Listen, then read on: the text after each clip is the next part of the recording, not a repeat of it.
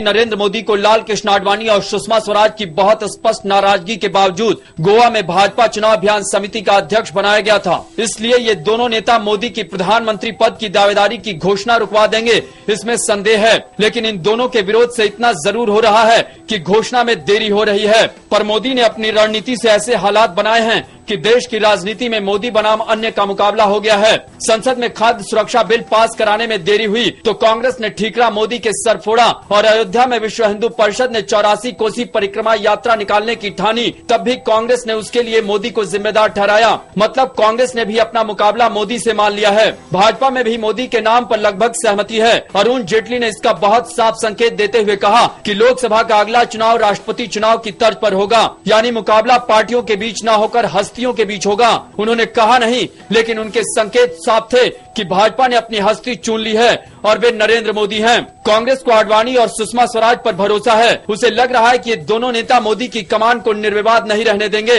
कांग्रेस को लग रहा है कि इन दोनों की वजह से मोदी के नाम की घोषणा में देरी होगी। दो तरह के तर्क दिए जा रहे हैं। सुषमा स्वराज की ओर से कहा जा रहा है कि वे लोकसभा में नेता प्रतिपक्ष के तौर पर छाया प्रधानमंत्री हैं। अगर अभी मोदी को पीएम का दावेदार घोषित कर दिया गया तो उन्हें इस्तीफा देना होगा।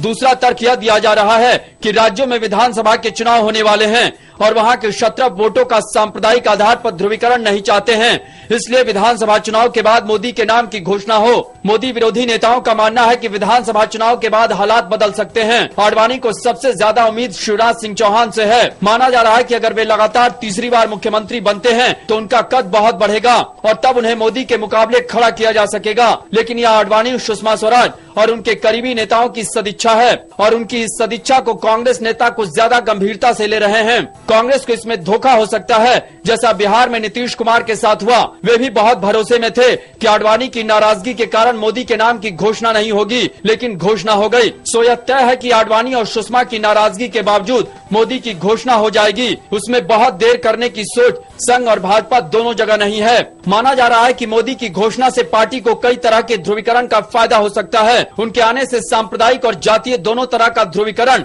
भाजपा के पक्ष में हो सकता है। तभी जेटली ने कहा कि पार्टी जितनी जल्दी आगे बढ़ेगी उतना अच्छा।